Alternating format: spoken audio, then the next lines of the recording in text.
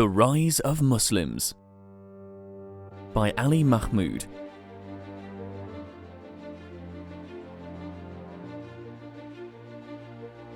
Episode 8. Europe eclipses the Muslim empires.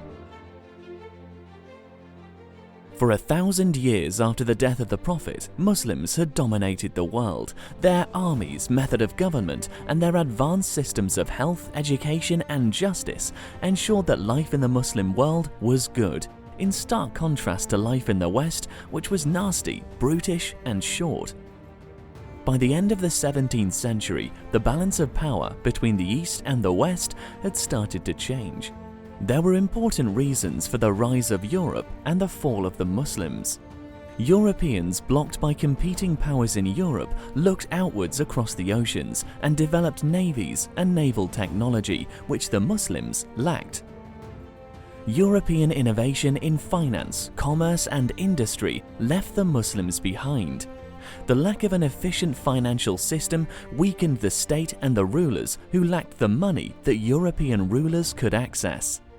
In 16th century Europe, a new corporate vehicle, the Joint Stock Company, resulted in perpetual bodies, able to plan long-term ventures and to access vast sums of capital. This culminated in the gigantic British East India Company, which conquered India. After the 17th century, the West overtook the Muslim world in science and technology. Justice in Muslim countries started to lose its shine, while the West promoted and refined the rule of law, particularly in its protection of property rights, so that commerce could flourish. The Western world began to champion secular liberal values. The system of merit in the Muslim world was replaced by patronage and corruption. Gold and silver from the new American colonies made Spain and Portugal super rich. The Muslim armies grew soft, while the professional armies of Europe built up their muscle and their military technology. In the words of the English poet Hilaire Belloc, "Whatever happens, we have got the Maxim gun and they have not." Within a century, the Maxim gun was replaced by the nuclear bomb and all the other New Age weaponry which put the West beyond challenge. The wealth of the world flowed to Europe, but then in the 20th century, Europe went to war against itself. Each of the two world wars was followed by the birth of new nations, as colonial territory was released by the exhausted imperial powers. The new countries of the Muslim world were born. NASSER. NASSER was an unsophisticated middle-class boy from a middle-class background. He was patriotic and had conservative values. He was determined to lift Egypt from the humiliation of centuries. He joined the army as a way to fulfill his mission. He was disgusted by the conspicuous consumption and frivolity of King Farouk and the corruption of his court. For 10 long years, he plotted and planned till 300 young officers joined his secret group of free officers. NASSER was only a colonel, and his deputies were Amir al-Hakim and Anwar Sadat. The Muslim Brotherhood assassinated the Prime Minister Nokrashi. The secret police responded with the murder of Sheikh Hassan al-Banna, the leader of the Brotherhood. The mood in Cairo was dangerous. In 1952, NASSER made his move. To succeed with his small force, he needed to cut off the main army force in their barracks outside Cairo. This job was given to the firebrand Sadat, but at the last moment he could not be found. He had gone to the cinema with his wife. Sadat's disappearance was the first of several setbacks that night. A young soldier came to NASSER warning him to abort his plans. News of the coup had leaked. NASSER decided to proceed. Then NASSER's small car was stopped by a policeman for lack of a functioning taillight. NASSER talked him out of it. Next, he ran into a convoy of soldiers whose lieutenant arrested NASSER, but the commanding officer turned out to be a fervent supporter of NASSER. The coup was on. A 10-minute shootout ended 10 years of preparation and 20 generals were captured. Having made his revolution, NASSER announced its leader, General Naguib. Naguib was a respected war hero. He basked in the glory, while Nasser, who was the real power, remained hidden in the shadows, unknown except to the 300 free officers. But slowly, fame went to Naguib's head, and he started to believe that he was the real leader. A power struggle developed, and the final clash came as Naguib pushed for a return to democracy, whilst Nasser demanded revolution. By 1954, he had ousted Naguib and emerged the undisputed leader of Egypt. He crushed all opposition, the Muslim Brotherhood and the Communists, creating a one-party state. He had successfully executed the Second Revolution. Nasser then announced that he would build the Aswan High Dam, which would be his legacy to Egypt, 17 times larger than the greatest pyramids. But there was no money. When Nasser recognized Communist China, America withdrew all support for the dam. Nasser responded by marching his troops into the headquarters of the Suez Canal Company and nationalized the canal. Britain froze the Egyptian bank accounts in England, imposed sanctions and fomented counter-revolution in Egypt. Britain gave large incentives to persuade expat employees to resign so that Nasser would lack the technical capability to run the canal. Nasser responded, "Give them exit visas at once. Tell the airlines to give them priority reservations." Britain, France and Israel planned war against Egypt. Israel invaded. Nasser broke off diplomatic relations with Britain and France and ordered the seizure of all their property in Egypt. The world predicted the end of Nasser, but he survived. China's Mao Zedong announced that he would send 300,000 troops to defend Egypt. From Moscow, Premier Bulganin sent letters to the prime ministers of Britain, France and Israel that Russia was prepared to use force to crush the aggressors and restore peace. He hinted at nuclear war. Britain, who faced pressure from America, was forced to withdraw, marking a major symbol of the end of the British Empire and the rise of America. Nasser's gamble had paid off. In January 1957, Anthony Eden, the Prime Minister of Britain, resigned. The West nurtured the grudge, and foreign investment into Egypt dried up. On the 5th of June 1967, the Israeli army attacked again.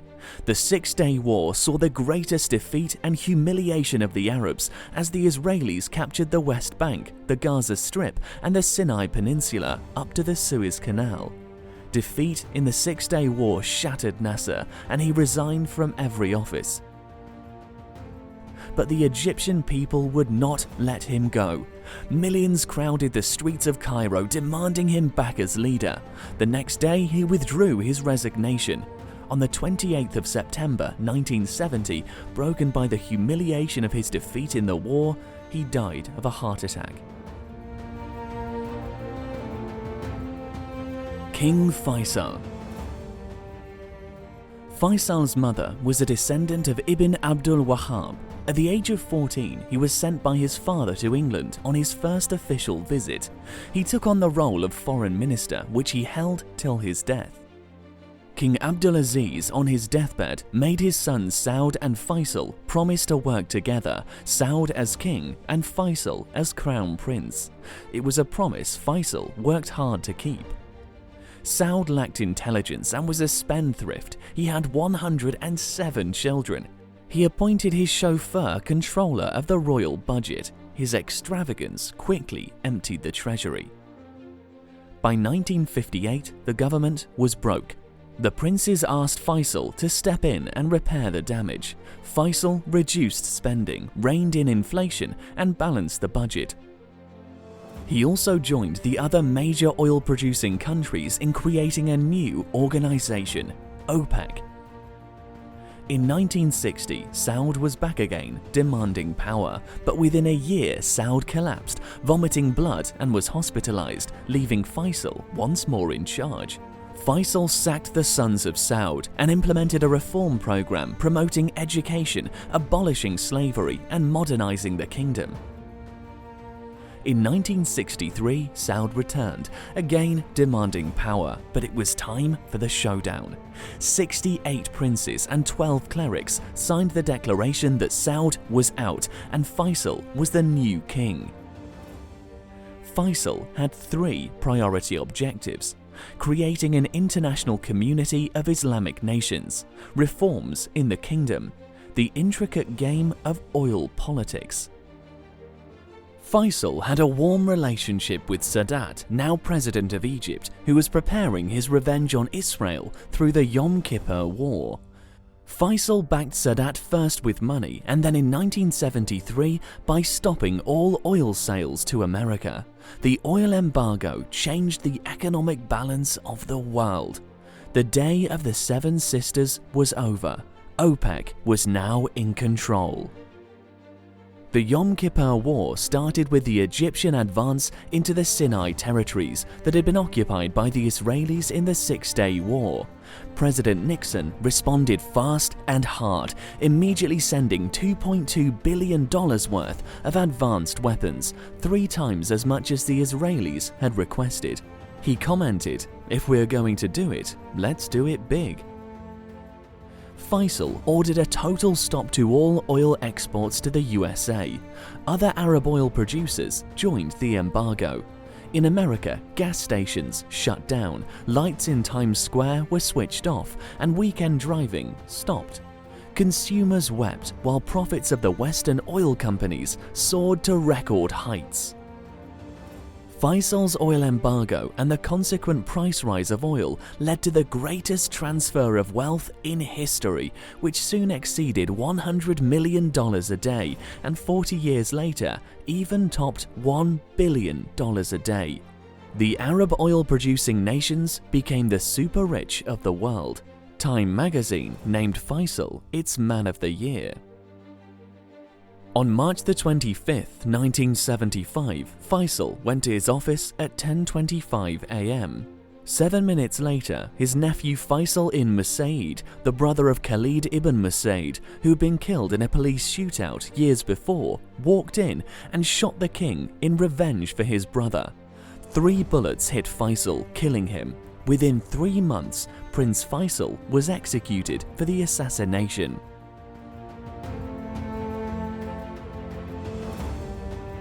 Iran's MOSSADEQ. When Reza Shah abdicated, his son Mohammad Reza became king. At first a playboy in Europe, he became a more confident ruler after he miraculously survived an assassination attempt. He cracked down on opposition in Iran, but was not ready to confront the British, whose Anglo-Iranian oil company was the greatest British corporate asset in the world. The British were ruthless in protecting their oil interests, falsifying accounts, keeping the Irani workforce in subhuman conditions, and dominating the Shah. In 1949, the British proposed a supplementary agreement to update the 1933 concession agreement. The Shah approved the agreement, but when he put it to Parliament, he was opposed by the 67-year-old aristocrat Mohammad MOSSADEQ, the son of a Qajar princess, who was an incorruptible nationalist. MOSSADEQ rose on his unswerving opposition to the AIOC to become the hero of the Iranis. Now, after long years in the wilderness, he was offered the job of Prime Minister. He agreed on the condition that nationalization of the AIOC be ratified that very day. With the replacement of the AIOC by the NIOC, the National Irani Oil Company, MOSSADEQ's National Front was politically beyond challenge. The British were determined to destroy him. But before they could attack, MOSSADEQ severed diplomatic relations. The British countered by seizing Irani assets in British banks and moving their battleships into the Gulf. Churchill persuaded Eisenhower that the core issue was to protect the free world from the communists, and the CIA sent their soft-spoken super spy, Kermit Roosevelt, to deal with the problem. Kermit prepared his coup d'etat to remove MOSSADEQ and replace him with General Fazlollah Zahedi, a professional soldier addicted to gambling and beautiful women. The coup was given the code name of Operation Ajax. Kermit activated a street mob through his agents, the wealthy Rashidian brothers, Ayatollah Kashani and Shaban the Brainless, with his thugs from the wrestling school. Colonel Nasseri attacked Mossadeq's house with his brigade, but Mossadegh had been forewarned and was protected by the army chief, who now arrested Nasseri. General Zahedi went into hiding. The coup had misfired. All was lost. The Shah fled to Rome. Normally, that should have been the end of the story. Nothing is as dead as a failed coup. But Kermit decided to have one more try. In the repeat performance, the counter-coup was successful. Zahedi was installed. The Shah had won. Mossadegh had lost. The Shah returned from Rome. It was time for punishment and reward. Mossadegh was sentenced to imprisonment, followed by house arrest till he died. Colonel Nasseri was promoted to general and made head of Savak. General Fazlollah Zahedi became prime minister. His son, Ardashir, was married to the daughter of the Shah and became ambassador to UK and USA. Captain Khatami, who flew the Shah to safety, was made chief of the Air Force. Shaban the Brainless was gifted a yellow Cadillac, and America became partner in the NIOC operation. The Shah became the prime beneficiary of Mossadegh's oil nationalization and OPEC's victory over Western oil. Over the next 20 years, Iran's oil revenues rose from $34 million to $20 billion. In the Shah's White Revolution, education, infrastructure and industry grew, and with it grew massive income inequality. The court elite prospered. The wealth of the Shah and his family surpassed $20 billion. The Shah's arrogance grew, and with it the terror and torture of Savak. He was America's darling, but hated by his own people. His nemesis was the iron-willed Ayatollah Ruhollah Khomeini, who feared nothing and spoke out defiantly. After an inflammatory speech, Khomeini was arrested. Riots erupted in Qum and 28 protesters were killed. To protect Khomeini, the Ayatollahs declared him an Ayatollah, since an Ayatollah could not be tried, let alone executed. Finally, Khomeini was exiled to Turkey, where he was lodged with a colonel from Turkish intelligence. He arrived penniless, but soon gifts from admirers made him a millionaire. From Turkey, he moved to Iraq, where he lived for 13 years, before he was asked to leave by Saddam in 1978. He then moved to Paris, from where he orchestrated an uprising against the Shah, sick with cancer. Crowds of millions flooded the street, shouting, "Death to the Shah, long live Khomeini." The Shah left Iran, never to return. The 77-year-old Khomeini returned to Iran and took control. He was surrounded by crises.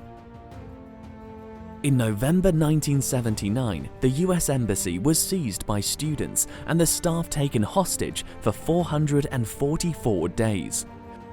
In September 1980, Saddam invaded Iran, starting a war that lasted 8 years, claimed 500,000 lives and cost over $1 trillion. In 1981, a series of assassinations by the Mujahideen al-Khalq and the Fedayeen killed Ayatollah Motahari, Ayatollah Beheshti, President Rajai, 74 IRP leaders, 4 cabinet ministers, 10 deputy ministers, and 27 members of parliament. The war threw Iraq's money and equipment against human waves of young Irani teenagers who, armed merely with plastic keys to heaven, marched through minefields, offering themselves as martyrs. On July 18, 1988, Iran announced a ceasefire. It broke Khomeini, who could only beat his chest and moan. He could no longer walk.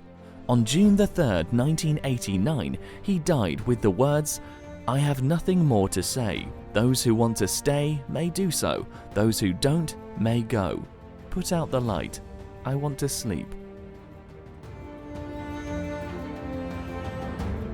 Saddam Hussein. In its long history, Iraq had never been a country. Its territory had made up 3 provinces in the Ottoman Empire. The British created Iraq as a country after the First World War and placed as king a foreigner, FAISAL from Mecca. In 1958, FAISAL and his family were slaughtered in a bloody coup. Saddam grew up without money or education, a street urchin in Tikrit. He married Sajida, the daughter of his uncle Khairallah.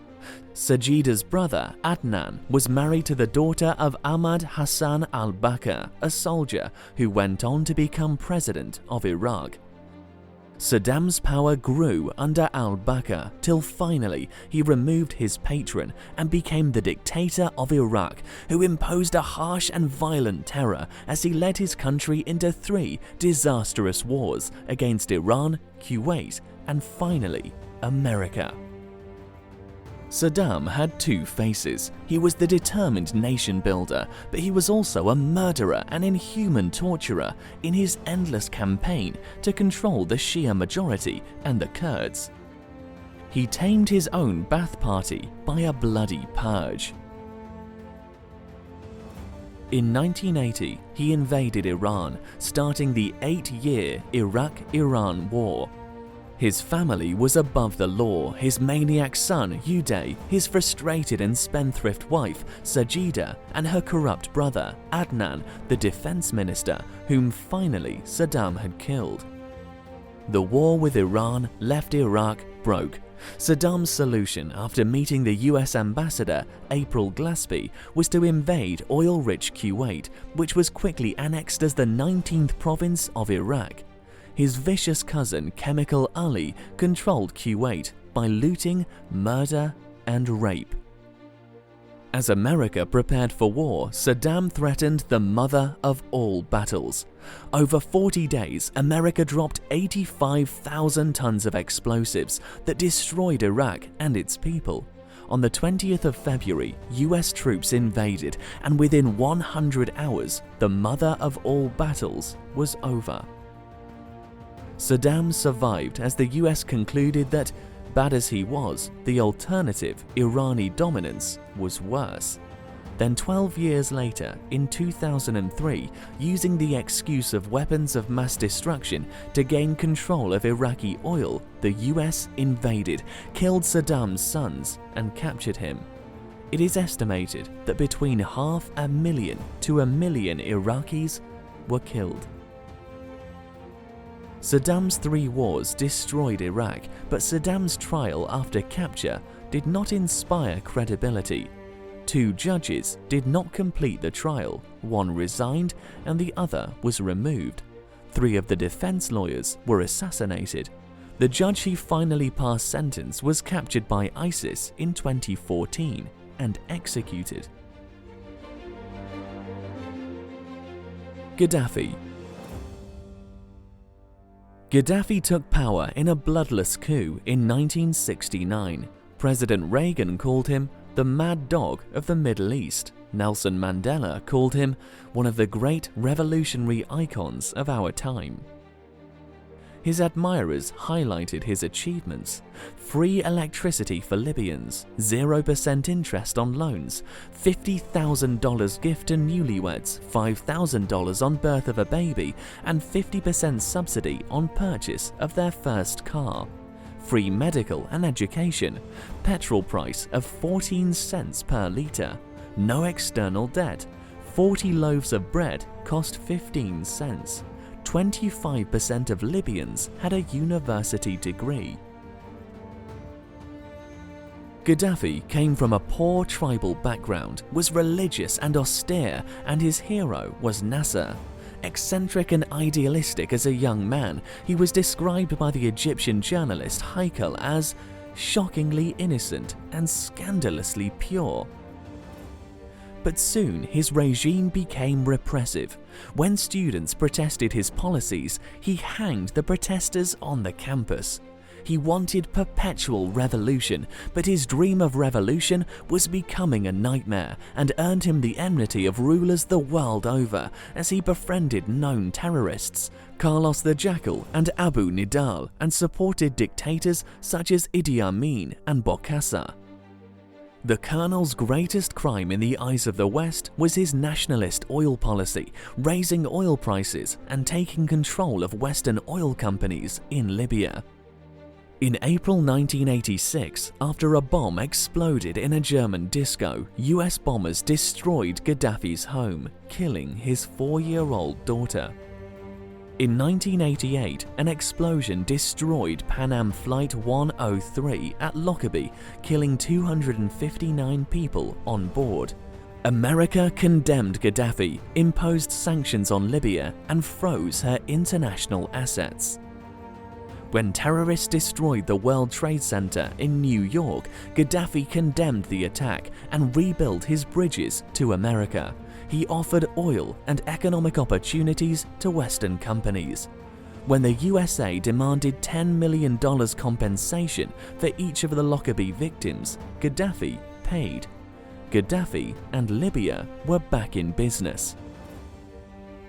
By 2011, Gaddafi was a tired old man and his sons grew more powerful. Rebellion started in the eastern province, supported by Britain, France, and the USA. A NATO missile hit Gaddafi's car and injured him. He was discovered hiding in a drainpipe by a mob who sodomized and killed him. In March 2014, Al Jazeera News revealed that Abul Qassem Mesbani, an Irani intelligence officer who defected to America, had confirmed what the US Defense Intelligence Agency had long known, that the Libyans were innocent of the Lockerbie bombing, which had been organized by Iran in retaliation for the downing of their passenger flight with its 290 passengers by the USS Vincennes.